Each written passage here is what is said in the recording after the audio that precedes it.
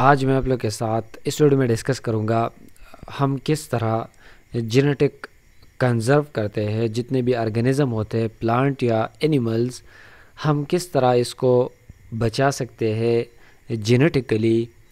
Introduction to genetic conservation of plants हम discuss करेंगे इस वीडियो में। ये इजी एंड सिंपल स्लाइड से, शॉर्ट नोट से, तो आपने इस वीडियो के एंड तक ज़रूर देखना है। तो चलिए शुरू करते हैं। सबसे पहले अगर हम बात करें जेनेटिक कंजर्वेशन की, जेनेटिक कंजर्वेशन वो साइंटिफिक अप्रोच होता है, इसमें ये मेंटेन करते हैं, प्रिवेंट करते हैं लॉस को, मतलब इसके जितने भी स्पीशीज़ होते हैं इस ऑर्गेनिजम्स के, चाहे वो प्लांट्स है या एनिमल्स है, इसको मेंटेन करते हैं और इस स्पीशीज़ को बचाते हैं लॉस से। And restoring biodiversity using genetic methods की हेल्प से इसको बचाते हैं, कंजर्व करते हैं। तो ये वो प्रोसेस होता है, ये हम जेनेटिक कंजर्व करते हैं मुख्तलिफ प्लांट्स एंड एनिमल्स की। Genetic conservation is a scientific approach to maintaining, preventing loss and restoring biodiversity using genetic methods. Conservation methods geneticists come from a various field like population genetics। अब ये species conserve करते हैं, बचाते हैं ये geneticist, ये मुख्तलिफ फील्ड से ये इसका मतलब वास्ता होता है। ये जेनेटिसिस्ट मुख्तलिफ फील्ड से आते हैं। ये पॉपुलेशन जेनेटिक्स है, molecular ecology, evolutionary biology and systematic, इन सब फील्ड से ये जितने भी जेनेटिक में स्पेशलिस्ट है ये स्टडी करते हैं प्लांट्स एंड एनिमल्स को, और इस तरह ये कंजर्व करते हैं। जितने भी स्पीशीज़ होते हैं इसको कंजर्व करते हैं और बचाते हैं साइंटिफिक मेथड्स की हेल्प से। Areas of covered in conservation genetics. अब इसमें कौन कौन से एरियाज़ आते हैं? सबसे पहले इसमें आते हैं पाइलोजेनेटिक क्लासिफिकेशन। इसमें क्या होता है पाइलोजेनेटिक क्लासिफिकेशन में? इसमें ये क्लासिफाई करते हैं स्पीशी को सब स्पीशीज़ में, रेसेस में एंड पॉपुलेशन में। ये पाइलोजेनेटिक मीन हिस्ट्री ऑफ इसके जेनेटिक के जितने भी स्पीशीज़ के जितने भी हिस्ट्री है इसे डिस्कस करते हैं। फिर इसे सब species in races and population में ये क्लासिफाई करता है। And measuring their diversity and uniqueness, और इसके बायोडाइवर्सिटी या डाइवर्सिटी और इसके जितने भी यूनिकनेस है इसमें फाइंड करते हैं एक पर्टिकुलर स्पीशीज़ में। दूसरा नंबर हमारे पास आता है हाइब्रिडाइजेशन। हाइब्रिडाइजेशन में आइडेंटिफाइंग हाइब्रिड स्पीशीज़। अब ये स्पेशलिस्ट क्या करते हैं? हाइब्रिड स्पीशीज़ को फाइंड आउट करते हैं, accessing hybridisation in natural population, और इस नेचुरल पॉपुलेशन में अप्लाई करते हैं। And examining introgressions between species, और नेचर में ये हाइब्रिडाइजेशन करते हैं इस तरह स्पीशीज़ के दरमियान, और इस तरह ये प्रोसेस बढ़ता है। तीसरा नंबर हमारे पास आता है population genetic structure. Analysing the genetic structure of a natural and managed population. ये स्पेशलिस्ट क्या करते हैं? जेनेटिक स्ट्रक्चर नेचुरली ये मैनेज करते हैं मुख्तलिफ पॉपुलेशन में। आइडेंटिफाइंग एवोल्यूशनरी सिग्निफिकेंट यूनिट, इसमें जो एवोल्यूशनरी यूनिट होता है ये भी आइडेंटिफाई करते हैं कि इसमें एवोल्यूशनरी कौन सा यूनिट होता है वो आइडेंटिफाई करते हैं इस ऑर्गेनिज्म में। And defining management unit for conservation, और फिर इसको कंजर्व करते हैं। लेट्स से एक कैरेक्टरिस्टिक एक ऑर्गेनिज्म में यूनिक है तो ये क्रॉस करते हैं मुख्तलिफ ऑर्गेनिज्म से और इसको नेक्स्ट जनरेशन में ले जाते हैं ये कैरेक्टर्स या ट्रेड्स। तो इस तरह ये कंजर्व करते हैं ट्रेड्स, और स्पीशीज़ भी कंजर्व करते हैं इस मेथड से। तीसरा नंबर हमारे पास फोर्थ नंबर आता है। Fourth number genetic variation, assessing genetic diversity with in species और पॉपुलेशन। अब ये जेनेटिक डाइवर्सिटी क्या होता है? स्पीशीज़ और पॉपुलेशन के दरमियान क्या करते हैं? इससे जेनेटिक वेरिएशन आते हैं जब ये क्रॉस करते हैं, इंक्लूडिंग एंडेंजर्ड और स्मॉल पॉपुलेशन। जो स्मॉल पॉपुलेशन होते हैं इसमें जेनेटिक वेरिएशन होता है। And estimating effective population size, जितना भी कंजर्व होता है मतलब स्मॉल पॉपुलेशन होता है, इसमें एंडेंजर्ड और स्मॉल पॉपुलेशन भी आता है, इसमें जेनेटिक वेरिएशन आता है और ये इस पॉपुलेशन साइज़ के लिए ये इफेक्टिव होता है। फिफ्थ नंबर है interbreeding and fitness, studying the impact of breeding in breeding and outbreeding depression. अब ये भी स्टडी करते हैं ये स्पेशलिस्ट कि इसमें इन ब्रीडिंग इन आउट ब्रीडिंग कितना होता है, इसका क्या असर होता है इस पर, and understanding the relationship between heterozygosity and fitness, कि इसका क्या ताल्लुक़ है। हेट्रोजाइगोसिटी मतलब ये फिट होते हैं या सरवाइव होंगे नेक्स्ट आने वाले टाइम में या नहीं, तो ये चेक करते हैं मुख्तलिफ लेवल्स पर, इसके कुछ एरियाज़ है ये स्टडी करते हैं ये स्पेशलिस्ट। 6 नंबर है डिस्टर्ब पॉपुलेशन। अब डिस्टर्ब्ड पॉपुलेशन कौन से होते हैं, investigating disrupted mate choice and reproductive strategies as disturbed populations। अब ये इन्वेस्टिगेट करते हैं जितने भी स्पीशीज़ होते हैं या मेट चॉइस होता है या ऑर्गेनिज्म पॉपुलेशन के लिए अपने पार्टनर को चूज़ करता है, तो ये सब क्या होता है, ये स्टडी करते हैं इसे मुख्तलिफ स्ट्रेटजीज़ की बेस पर, और फिर ये इसे कहते हैं डिस्टर्ब्ड पॉपुलेशन। मतलब इसमें मेट चॉइस और मुख्तलिफ लेवल्स पर चेक करते हैं एक पॉपुलेशन में कि ये क्यों, किस वजह से ये डिस्टर्ब है या डिसरप्टेड है। 7 नंबर है forensic application, using genetic techniques for controlling the trade off endangered species.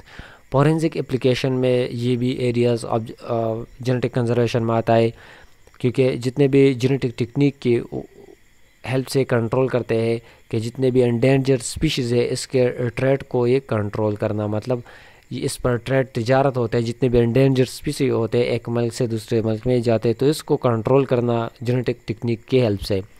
8 number है captive breeding, developing methods to monitor and minimize genetic diversity during captive breeding programme and reintroduction schemes.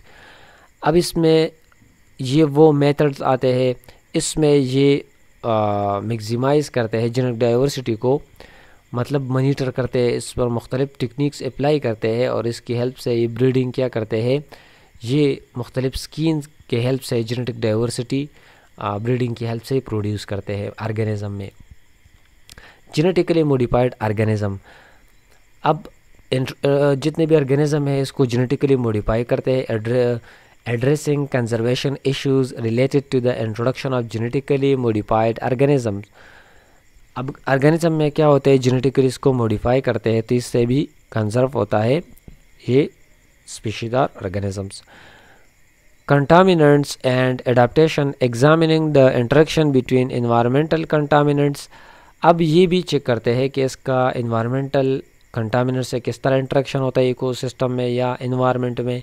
Biology study करते हैं and health including changes in mutation rates and adaptation, ये सब check करते हैं इस organism में, चाहे वो प्लांट्स है या एनिमल्स है, इसमें ये चेक करते हैं कि इसमें किस वजह से ये कंटामिनेटेड है और क्यों, किस वजह से म्यूटेशन इसमें आए हैं, तो ये सब ये चेक करते हैं। लास्ट वन है 11 number, non invasive genotype, applying new techniques इस पर अप्लाई करते हैं for genotyping without invasive sampling.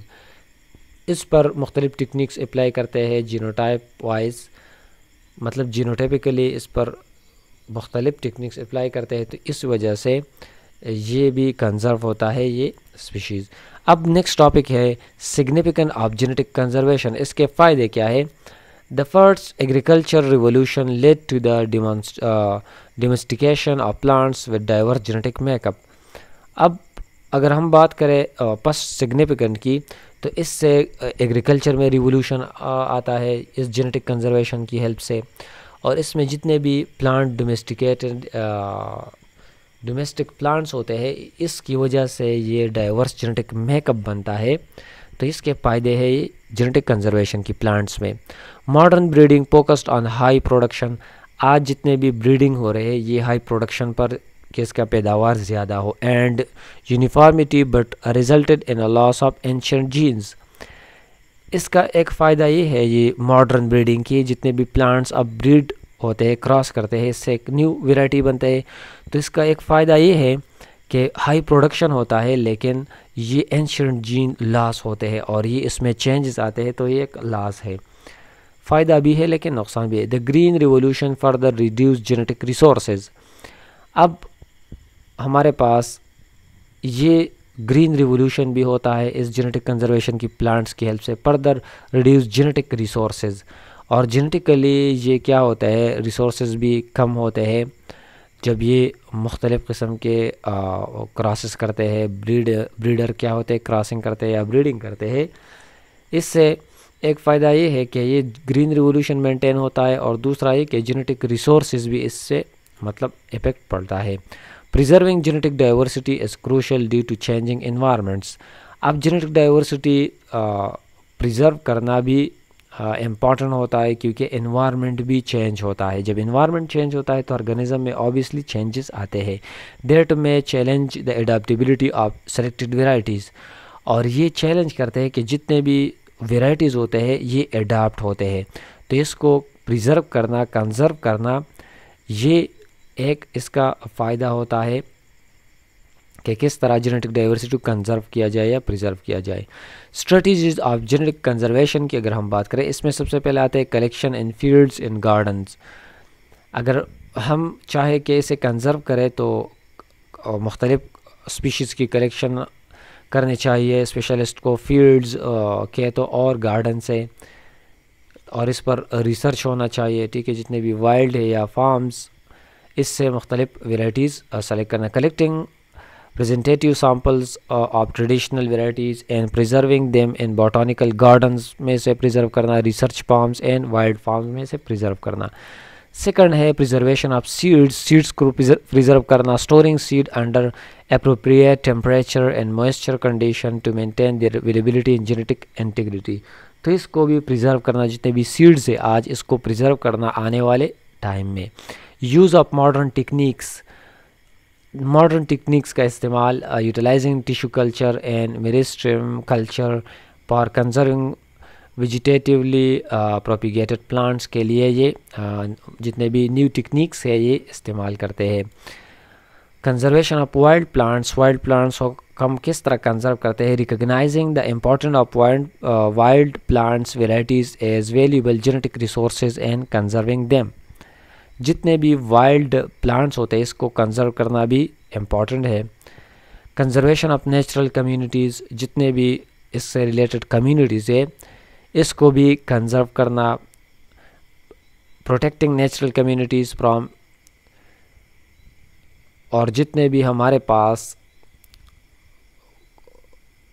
Communities है या हमारे पास रिलेटेड जितने भी नेचुरल कम्युनिटीज़ है इससे रिलेटेड, तो इसको भी प्रिजर्व करना इम्पॉर्टेंट है, क्योंकि ये भी रिलेट है इस फील्ड से। रोल ऑफ इंटरनेशनल ऑर्गेनाइजेशंस, इसका किरदार भी होता है, जितने भी एक होता है नेशनल ऑर्गेनाइजेशन, दूसरा होता है इंटरनेशनल, तो इसका भी किरदार होता है इस जेनेटिक कंजर्वेशन में कि प्लांट्स या एनिमल्स स्पीशीज़ को किस तरह हम कंजर्व करते हैं। तो ये थी कुछ basic terminologies about genetic conservation. उम्मीद करता हूँ कि आप इस वीडियो को लाइक करेंगे, दूसरों के साथ शेयर करेंगे और हमारे यूट्यूब चैनल को ज़रूर सब्सक्राइब करेंगे। Thank you so much for watching, bye.